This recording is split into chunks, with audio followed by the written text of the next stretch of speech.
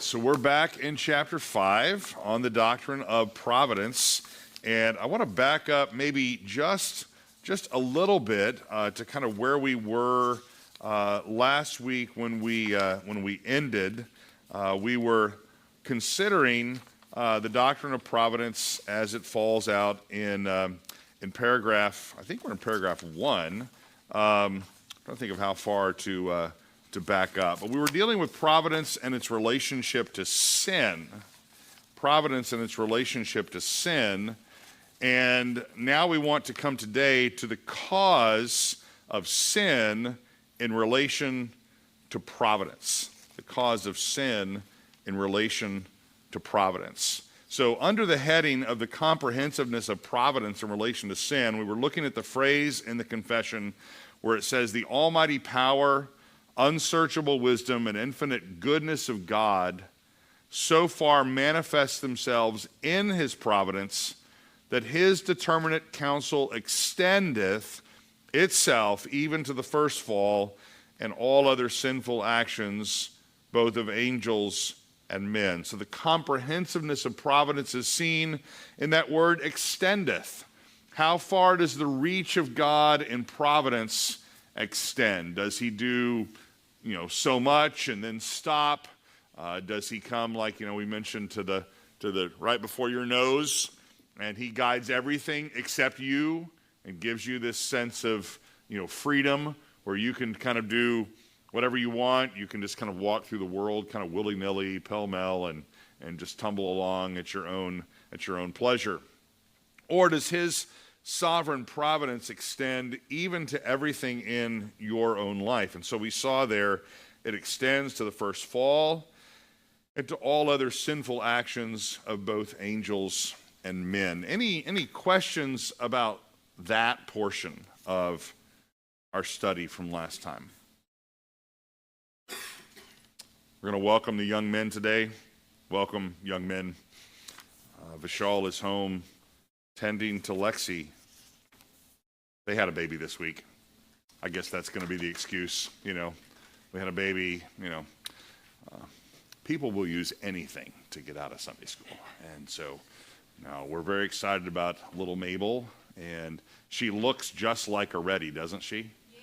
I mean, she's got a Ready face. I mean, all over that. And so certainly as cute as she can be. So do pray for them. Any questions about that comprehensiveness of providence in relation to sin?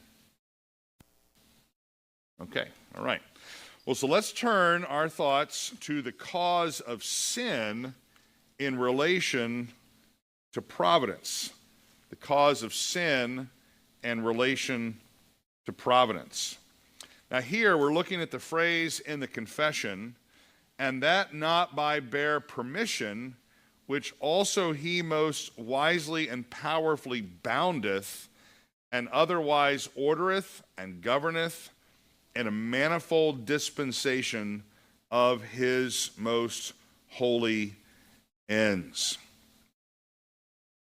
So if you look over in paragraph 4, and this is where we are in the confession, the 4th paragraph, right there, kind of in the middle, and that not by bare permission. Now that's going to refer back, that kind of phrase. I have it here in parentheses. It's in parentheses as far as I can tell in the original, but the parentheses were taken out in our translations that we have here, are our copies, all right? So it's trying to refer back to this idea of these the sinful actions of both angels and men. It's not that God just permitted or allowed this to happen, all right? And that not by bare permission, which also he most wisely and powerfully boundeth, and otherwise ordereth and governeth in a manifold dispensation of his, or to his most holy ends. Now we mentioned before a man by the name of Thomas Collier. Thomas Collier was a particular Baptist in the middle years of the 17th century. He was fully on board with the Baptists of his day. They trusted him.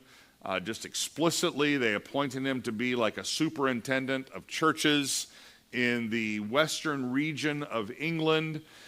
He was responsible for the planting of over 100 churches. He had kind of a real position of authority over those churches and over other churches in the Western Association. But somewhere in the 1660s and 1670s, Thomas Collier began to go, we might say, rogue, kind of off book, and began to reject various doctrines, one of which was a rejection of the doctrine of providence and original sin, or the origin of sin. All right? Thomas Collier wrote this in what he called a postscript to his confession of faith. So he wrote a confession of faith, was published from London, I think somewhere in the 1670 time frame. We mentioned the date last time. I don't have it right here before me. But this is what he had to say in a postscript where he specifically addressed problems with our confession of faith. All right? He said, "And that though God decreed not the sinful acts of any, no, not the Jews crucifying Christ, nor Judas betraying him, nor Joseph's brethren selling him to Egypt, yet he, foreseeing that they would do it." Okay, somebody noticed the problem there. "And yet foreseeing that they would do it, left them to the liberty of their own wills in the matter, and by overruling providence, brings out his own designs thereby to his own praise. But that providence hath an overruling hand in the sins of men for accomplishing thereof, according to his eternal decree, any otherwise than by bare permission and overruling thereof, as before I said, I protest against, as most unholy to imagine." So our confession, Collier is charging, is imagining some unholy thing. All right? We're saying it's not just by bare permission. He's saying it's by bare permission. And then once he foresees them doing something and he allows them to do it, then providence kicks in. Now he's going to start controlling things on the chessboard, we might say. All right? Now, it's not that the Bible doesn't recognize the concept of permission. So let's look at a text, all right? Look over in Acts chapter 14 with me. Acts chapter 14.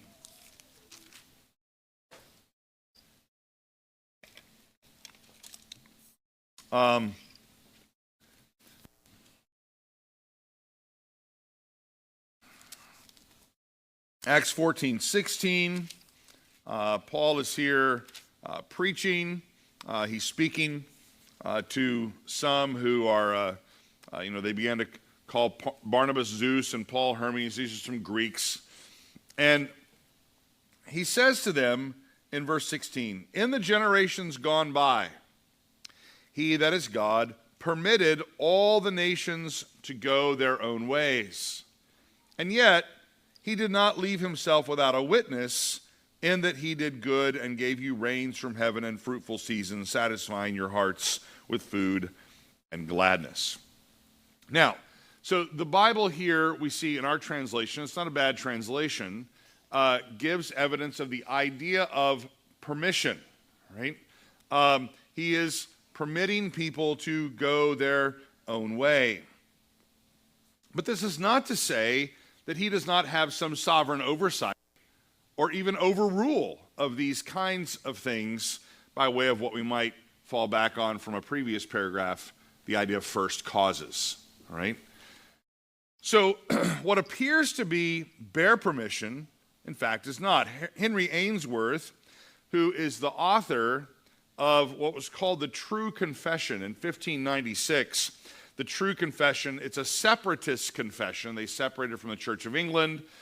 This is a confession that kind of originates in the Netherlands.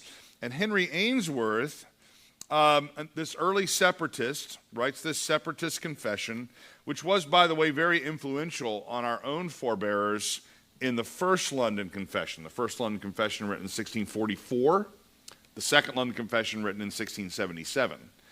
Henry Ainsworth's True Confession was very influential on our first confession of faith in the 1640s. This is what he says: "They that for his judgments should make God the author of sin err on the one hand, and they that ascribe unto him herein but a bare permission err on the other hand." In other words, we've got two errors. What are they? What are the two? On the one hand, God doing what? God making sin. God actually sinning. He's authoring it, all right? On the other hand is what? Bare permission. God has nothing whatsoever to do with these horrible things that happen in the world. You see the two ends, or the two extremes, all right? So let's look at a few other texts, all right? Genesis 50, verse 20. Genesis 50, verse 20.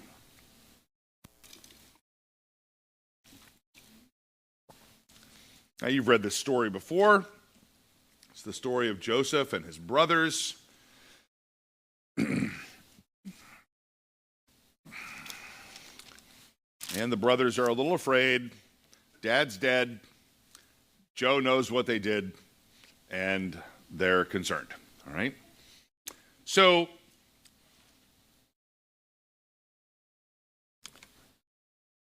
Joseph says to them, "Don't be afraid.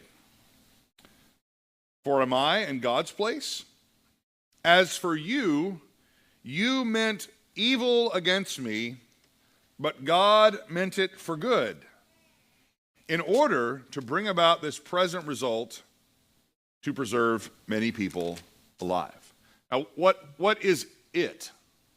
What is the thing that they meant for evil and that God meant for good?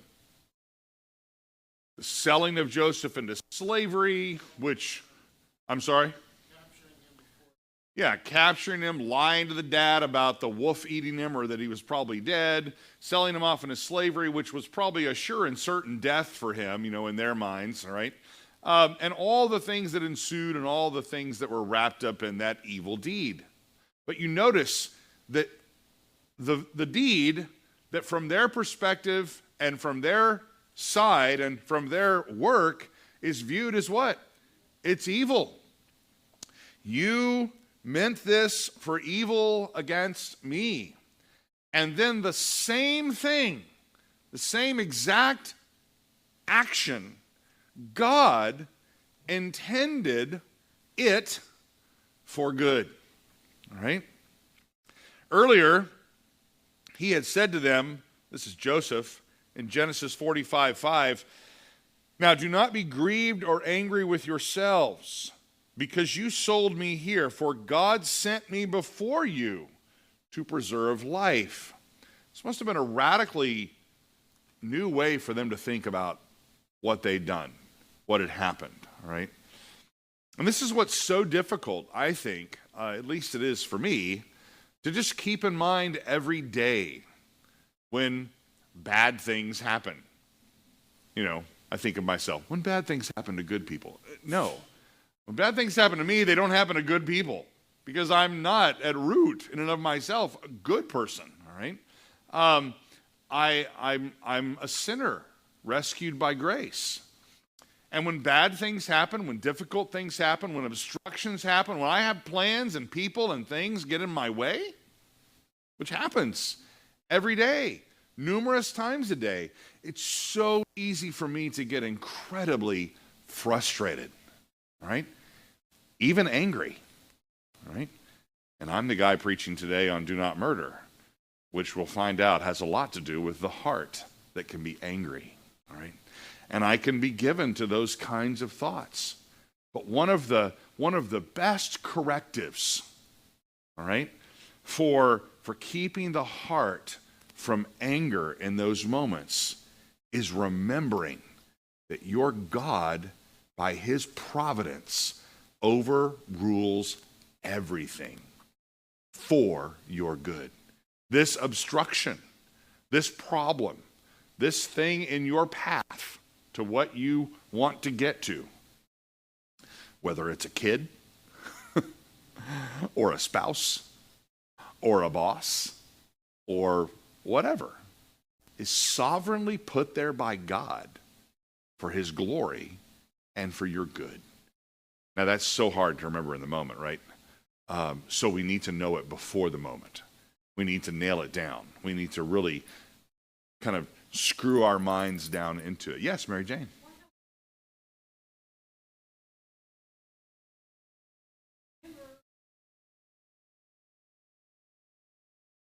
Mm. Yeah. Yeah. Isn't that great? Yeah. Yeah. It's not a 40-year trip from Egypt to southern Israel. At least it's not supposed to be. And yeah, that's a good point. Yeah, Matt? There you go. Well, maybe it is a 40-year trip. 21 miles, man, that could take forever, you know. No, yeah, that's a few days, you know, if you're going at a good clip. And of course, you are trying to move a couple of million people through the wilderness. But be that as it may, it shouldn't take 40 years. And so, yeah, good point. Isaiah chapter 10. Isaiah chapter 10.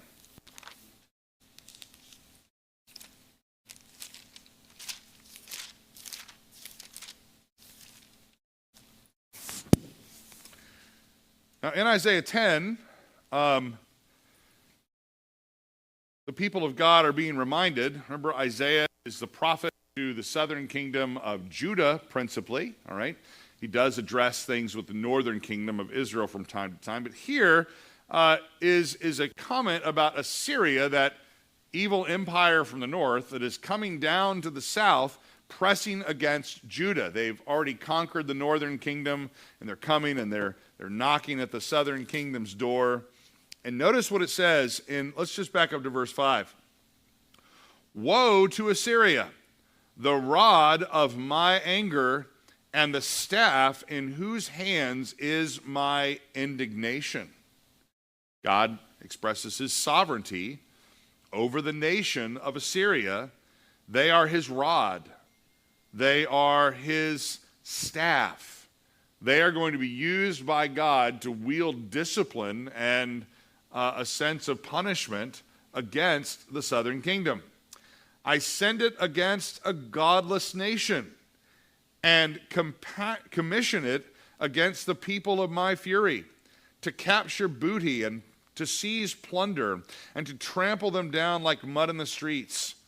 Yet it does not so intend, nor does it plan so in its heart, but rather it is its purpose to destroy and to cut off many nations. So here's Assyria. Here's Assyria being sovereignly used and providentially overseen by God to bring about judgment, yes, on many nations, but specifically the nation of Judah here, the southern kingdom. And we know historically they even get like almost to the gates of Jerusalem. They're knocking on the door, and this is when they're turned away. Remember, God saves them and intervenes by sending the angel that kills 185,000 of the soldiers, and then they have to end up going back to their northern home. All right. But then look ahead to verse 12. Verse 12. So it will be that when the Lord has completed all his work on Mount Zion and on Jerusalem, he will say, I will punish the fruit of the arrogant heart of the king of Assyria and the pomp of his haughtiness. So here, God intends this attack of the Assyrians that the Assyrians mean for evil. They mean it to plunder and take booty from the enemy. They plan to overthrow them, but God intends this all for his own purposes of discipline on his people, and he will ultimately punish the arrogant heart of the Assyrians. Any comments or questions regarding this issue of not just by bare permission? Yeah, Andrew.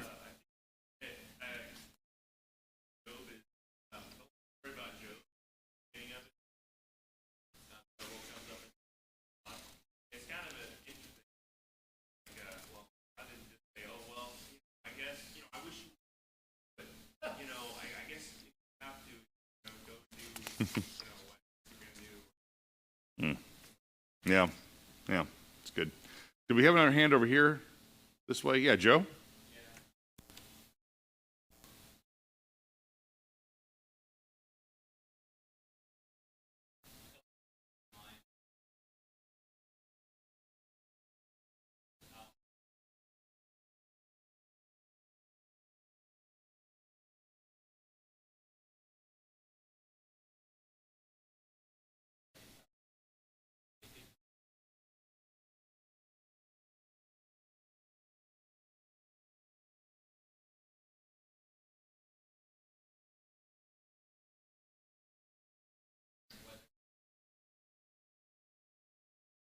Mm.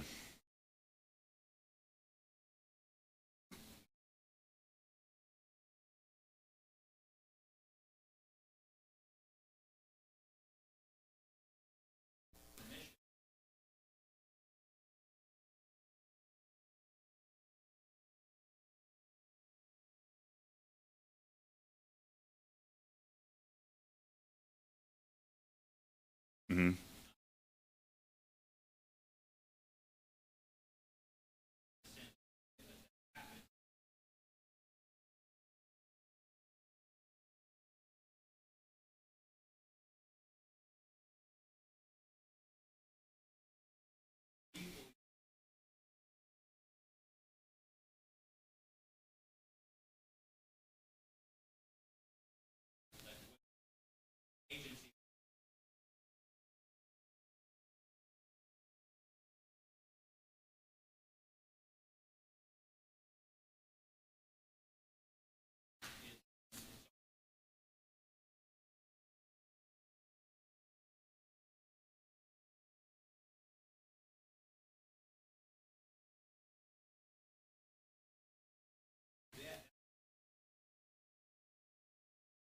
Mm. Yeah,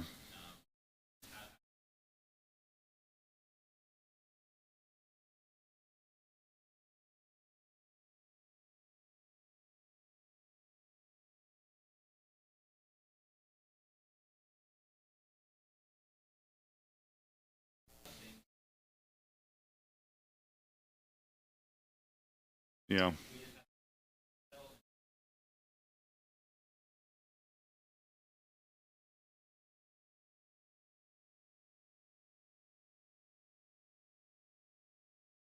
yeah.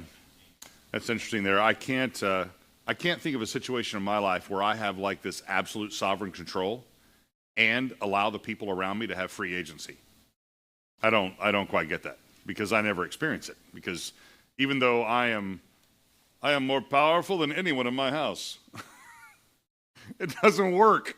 You know, I still can't control the situation. And so I think we had a hand over here. Do you still have a comment, Tom? I'll come back to you, Chris.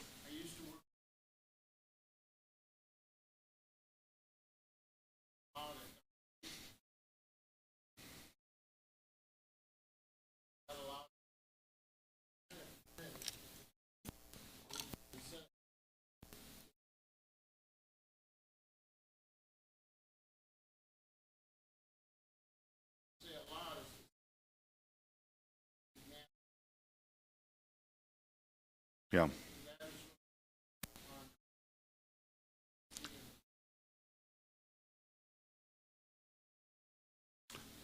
Right, right. So it's really important that we keep that word bear in the confession. It's not a bare permission. There is permission, but it's not only permission, not like all by its lonesome in that regard. Yeah. Chris?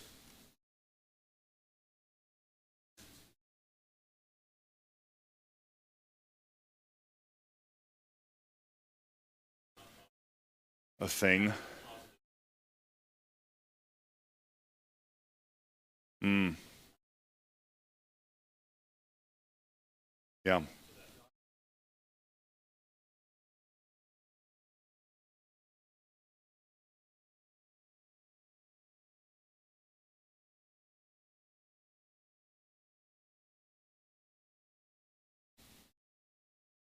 Yeah, so this idea of the privation of evil, evil itself not being a thing or a positive thing, but the removal of the good in that sense. Thinking in terms of how God hardens Pharaoh's heart. God does not harden Pharaoh's heart by creating in Pharaoh's heart some positive aspect of evil himself, all right? All God needs to do in some sense is withdraw restraining grace, pull back, give men over to the mind that is evil. And, what's happened to like a Hitler? Well, at his core, he's stained by original sin and corruption and guilt, just like we and our first parents from the first parents' fall. He starts off in that sense like us, but throughout the course of his life, he gives himself to hardness of heart. But God also withdraws and gives men over to these minds that ought not to do certain things. Yeah, that's interesting. I hadn't thought about Augustine at this point, but yeah, you could relate that. And so, well, let's hear from Charnock, Stephen Charnock, and his a treatise on divine providence. We often think of Charnock for his attributes and existence of God. This is a treatise he has on divine providence. I think he has a few words that could be helpful for us. He says this: in all God's acts about sin, there is no stain on God's holiness. In second causes, and we've talked about those second causes earlier in the chapter, one and the same action proceeding from diverse causes in respect of one cause may be sinful, in respect of the other righteous. So, Genesis 50:20 again. What you meant for evil, those secondary causes, the brothers, their action, all right? This was an evil act, all right? In no way, this is important, in no way in your holding the doctrine of providence do you want to diminish sinful acts as evil. They are evil, right? We don't want to so emphasize the sovereignty and the good purposes of God that we actually give people the impression that we think that evil things are actually good. Evil things are evil. Good things are good. Now, does that make sense? All right. Someone loses a baby. I don't know what happened, but on the way to church today, there was a wreck on I-30. And by the time we got there, the truck was up on the tow truck or tow platform. There was not much left of this truck to tow. It had been hit. It had caught on fire. And it's very possible that someone passed away in that act today, all right? You've seen or you've felt yourself the temptation when talking with a person and they're reeling from a loss. They're reeling from a difficulty. And then you'll say something like, I want you to know, brother and or sister, God has so much good to bring through this. That's true, right? I mean, that is true. God's going to work all things for our good. And he causes, as first cause, all things for our good. But it's so easy to be understood at that point by the person who's grieving as if, well, you're going to get to the point where you understand that this is actually a good thing. No, death is bad. Cancer's bad. The death of children is bad. Captivity is bad.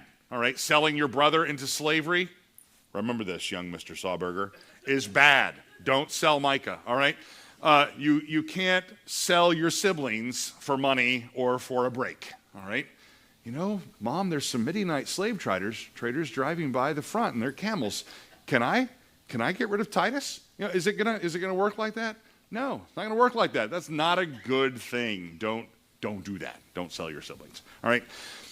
So, but it's very tempting when someone's grieving. You want to alleviate the grief, right? You want to make them feel better. And so you'll say something that sounds so helpful and spiritual, but it's not helpful. It's not even spiritual, all right? In a good sense, all right? So Charnock here says, in one respect, of one cause, it's sinful. in respect to the other, it's righteous. So he gives some statements following this. Let me just kind of read through these for you. Just kind of think on these a little bit. Number one, he says this: God moves everything in his ordinary providence according to their particular natures. He moves things in his providence according to their particular natures. He's not making us do things. I wanted to do the good thing, but God made me what? God made me do the bad thing over here. No, all right? Number two, God doth not infuse the lust or excite it, though he doth present the object about which the lust is exercised. All right? God is sovereign over the placement of that beautiful woman in your vision. God is not inciting you to lust. He's not stirring up lust in your heart. Men are enticed when by their own evil desires they're what? Drawn away. And we just used a woman so we could target the men here, but we could do it the other way around as well. All right? Number three, God supports the faculties wherewith a man sinneth, and supports a man in that act wherein he sinneth, but concurs not to the sinfulness of that act. When you engage in a sinful act, all right, God is keeping you alive while you're sinning. God is enabling your mind to think through processes while you're sinning. God is not sovereign. He's not sovereign at that moment. He doesn't check out. He doesn't go to sleep, take a nap, all right, walk away from you, all right? Or as we mentioned, I think it was last week, it's not like you with your little children holding their hand while they're learning to walk, and then you do what? You let go. At that moment when you let go, you're no longer what? You have no control. They're gonna succumb to gravity. All right? They're probably gonna fall. But even when God lets us go for a time in the sense of wandering into places of darkness, he has not removed his sovereign control over all things. Number four, I think we're on four, yes. God's providence is conversant about sin as a punishment, yet in a very righteous manner. So God may give us over to manifold sins for a time in order to discipline us, show us what's in our heart, and that's the confession talks about those things as well. I think that's going to be, yes, in paragraph 5. We'll talk about that later. All right. Number 5, and this is the last one, although it has 3 subpoints. God, by his providence, draws glory to himself and good out of sin. And then he has these 3 things to say. God orders the sins of men to the glory of his grace. He orders all your sin according to the glory of his grace. Number 2, God orders them to bring forth temporal mercies, and God orders them for the glory of his justice upon others. Now he sums it up by saying this, and then we'll move on to our first subpoint here under this major heading. God, therefore, in his government doth advance his power in the weakness, his wisdom in the follies, his holiness in the sins, his mercy in the unkindness, and his justice in the unrighteousness of men. I love those little kind of almost like couplets. He says he advances his power. God, therefore, in his government doth advance his power in weakness. When we're weak, what does Paul say? That's when I'm strong, right? Because it's an opportunity for God to work here. His wisdom in follies. I can go down this path of folly, and somehow in here, when God rescues me through that, he brings me what? He brings me through. He teaches me. He helps me be wise. What did Jesus say to Peter? The devil has demanded to sift you like what? Like wheat. But when you return, do what? Strengthen your brothers. You're going to be stronger, Peter, when you get through this. You're going to be better. The psalmist said, it was good that I was afflicted. I learned that way to keep your commandments. All right? Or as the writer of Hebrews says, God disciplines us for our what? For our good. Nobody likes discipline. All right? I will never forget my last paddling from my dad. I will never forget it.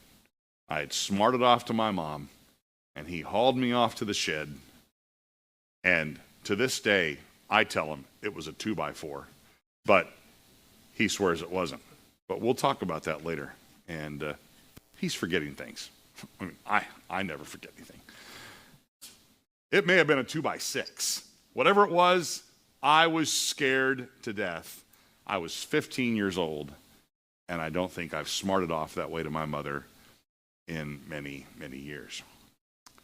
Nobody likes discipline, but it teaches us things. We learn. He advances his power and weakness, his wisdom and follies, his holiness in the sins, his mercy in the unkindnesses, and his justice in the unrighteousness of men. Yet God is not defiled with the impurities of men, but rather draws forth a glory to himself as a rose doth gather a greater beauty and sweetness from the strong smell of the garlic that is set near it. Now, I can't imagine ever setting a rose near garlic, all right? But garlic is, man, it's strong, all right? Well, I open the fridge sometimes, they have these little bitty jars of minced garlic or whatever, and if the lid gets left off, it's bad, all right? But a rose would be much more sweet than the garlic. And so this is just a few thoughts by Charnock on divine providence. Now, we're speaking generally about the idea of the cause of sin in relation to providence. It takes into account first and secondary causes, all right? But we want to look at two subpoints in this paragraph, all right, as we keep reading on.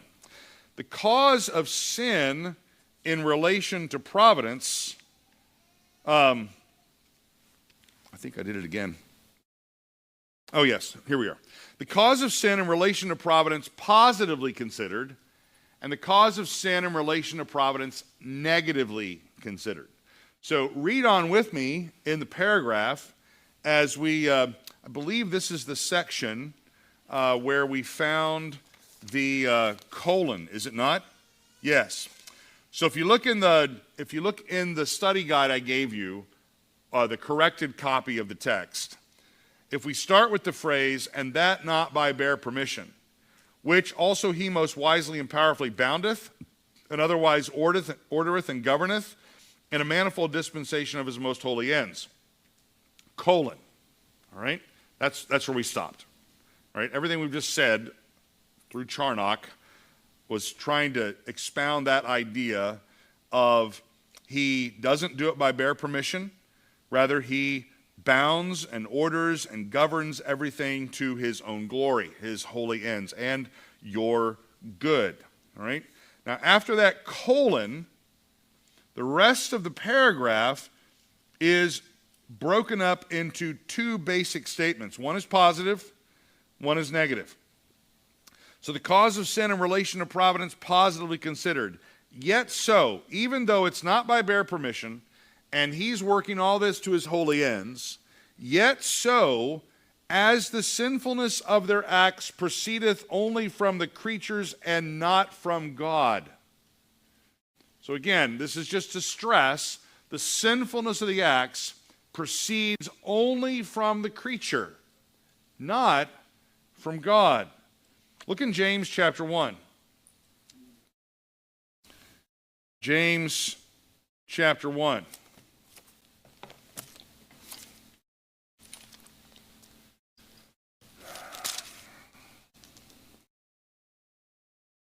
We'll start in verse 12,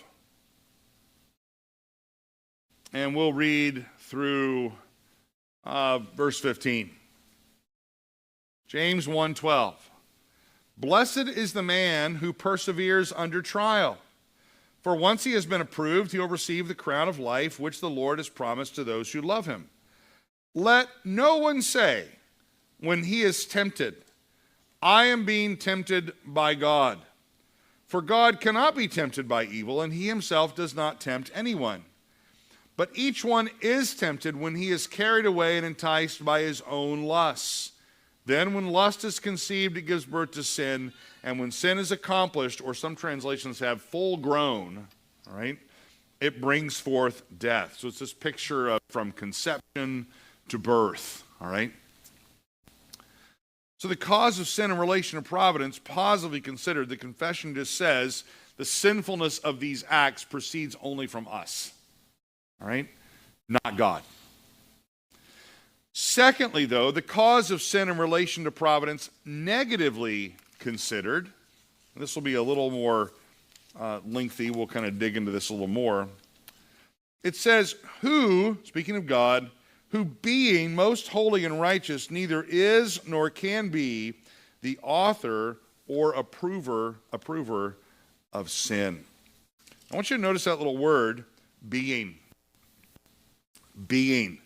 Who being most holy and righteous. Focus here in this statement is being placed, though it's negative, a negative emphasis, it's being placed on the being of God. So the confession is encouraging us for just a moment here to think about who God is. Now this is also so important because in the heat of the moment, when you're going through a difficulty, and this probably has happened to you, or it will happen to you, have you ever been tempted to be mad at God?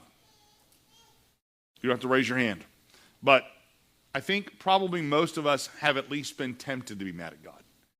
Have you ever been mad at God? I think most of us could probably say yes to that as well, all right? Or you may be tempted to be mad at God later on, or you may actually be mad at God later on, all right? In the heat of the moment, you need to remember something about the very character and the being of God. You may hear something about a friend of yours, and you may be talking to someone, they're talking about your friend, and you're like, no, that's not my friend. And you can even say, no, that's not my friend. He wouldn't do that. She wouldn't say that. She wouldn't mean that, all right? And so, we talk about things like trying to think the best of people, all right? That gets hard sometimes because we know people are what? Well, people are sinful, people are selfish, all right? People do bad things. But unless I have a reason to think bad about someone, I want to think the best of them. And I might have many reasons to think great things about someone. So when I hear something that someone says about this person that completely counters what I know about them, I'm not going to be ready to believe that. And I'm probably going to defend them, all right? Now, here's the moment you're going through a difficulty, a struggle, a temptation, a battle, all right? And the devil is going to come in and do what? He's going to tempt you to think bad things about God or wrong things about God. We'll see this today in the sermon when we look in Genesis chapter 3 at the fall. The devil comes in and tries to tempt Eve to think bad things or wrong things about God.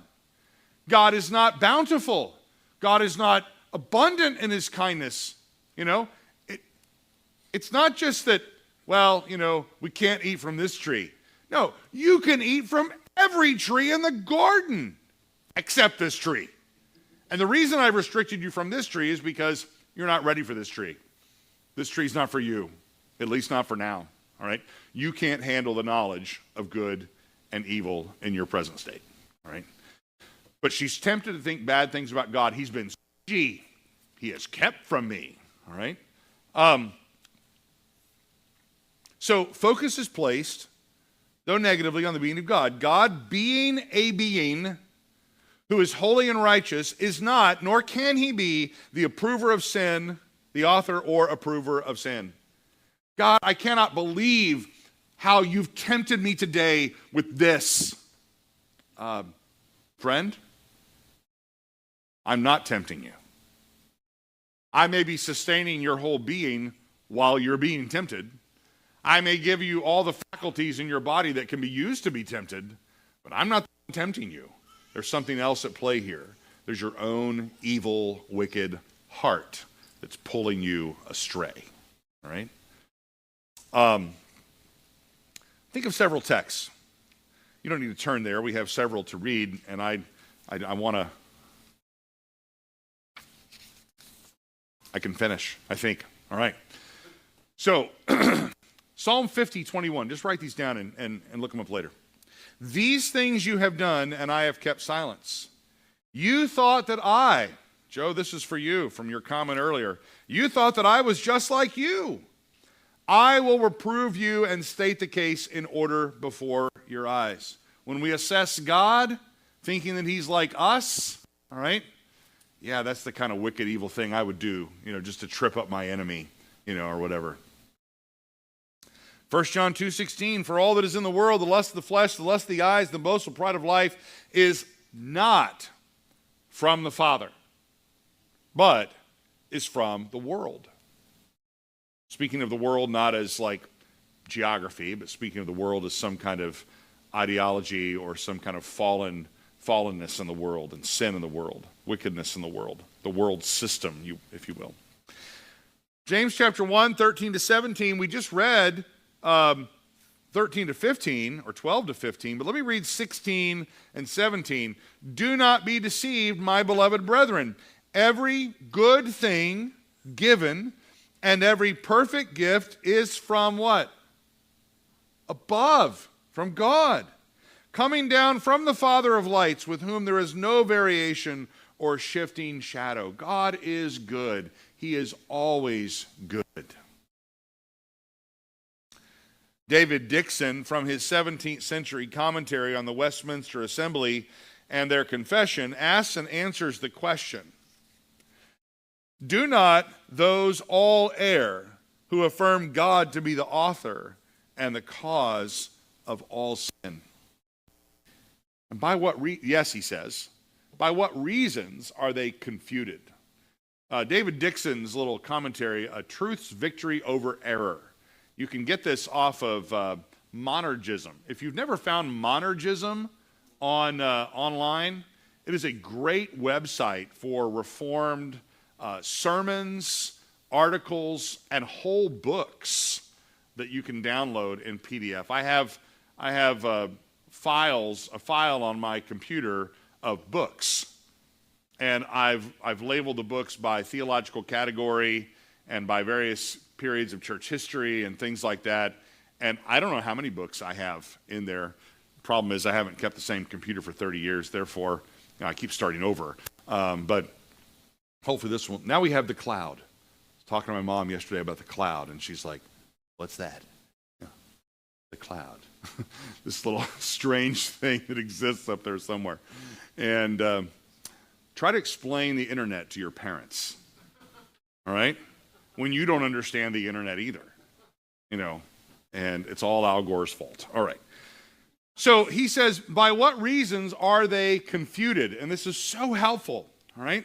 The testimony of David, Psalm 5:4, for you are not a God who takes pleasure in wickedness. No evil dwells with you. Remember that.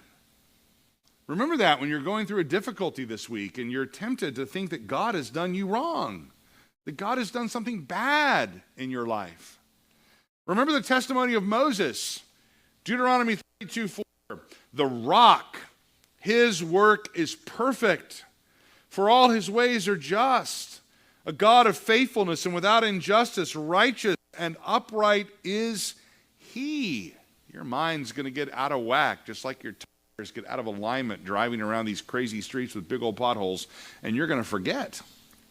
And you need to remind yourself that God is righteous and he's upright. Daniel's testimony, Daniel 9:4, I prayed to the Lord my God and confessed and said, alas, O Lord, the great and awesome God who keeps his covenant and loving kindness for those who love him and keep his commandments. The testimony of James. We've already read it. Let's read it again. James 1:13, let no one say when he is tempted, I am being tempted by God. For God cannot be tempted, and he himself does not tempt anyone. God isn't like taken by surprise. Those vehement temptations that maybe come and like sideswipe you one day. You were just driving down the road and all of a sudden you're T-boned by a temptation. Here it comes. God's never taken by surprise. All right? And he does not tempt anyone. The testimony of John, in John first epistle in 1 John 2:16, for all that is in the world, the lust of the flesh, the lust of the eyes, the boastful pride of life is not from the Father, but is from the world. And then earlier back in John chapter 1, or 1 John chapter 1, this is great, John 1:5, 1 John 1:5. This is the message that we have heard from him and announced to you. Can you say it with me? That God is what? Light. And in him there is no darkness at all. Would have been enough to say there's no darkness at all. None. Nada, zip, zilch, and whatever other kind of word you can come up with for zero. Do what?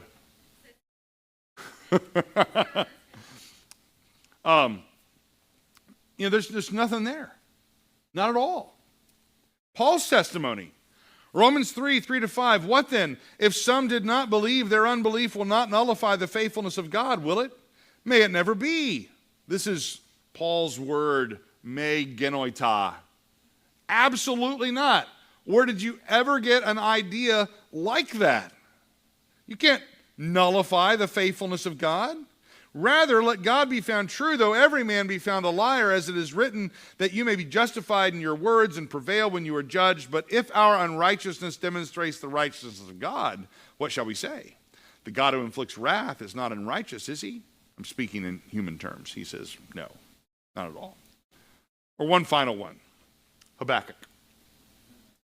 Habakkuk 1:13 says this, your eyes are too pure to approve evil, and you cannot look on wickedness with favor. Why do you look with favor on those who deal treacherously? Why are you silent when the wicked swallow up those more righteous than they? Habakkuk is struggling because the people are about to be judged and punished by the advancing armies of Babylon. And Habakkuk does not understand. Yes, I know Judah's bad. I know the nation is a mess. But Babylon? Really? I mean, they're really bad. They're like really, really bad. How can you take a more wicked nation to judge us? Now Habakkuk is finally comforted because God reminds him that Babylon will be judged, and you need to trust me, and you need to wait, and I'll bring it to pass. But in the meantime, Habakkuk, you need to remember that my eyes are too pure to approve evil, and I will not look on wickedness with favor. Because I'm using this wicked nation to discipline you doesn't mean that I'm favoring them. Doesn't mean that I think they're right. Doesn't mean that I think they're good. Because I'm too pure to approve evil or to favor what is wicked. You will need to remember that. I need to remember that each day when I may be tempted to think somehow God has gotten something wrong. Or maybe he's just not as good as I thought he was. But I need to remember the character of God, because when temptations come, I need to stand firm and faithful on his character. That will carry me through. Let's pray together. Father, we bless your name and we thank you that you indeed are too pure to approve evil, that you are righteous, that in you there is no darkness at all. We bless you, O God, and ask that you would remind us of these great truths each and every day as we walk through this world. This world is so full of sin, so full of evil. Our own hearts are often so full of waywardness and doubt. So we pray that your word would strengthen us and fortify us against every temptation, every wickedness.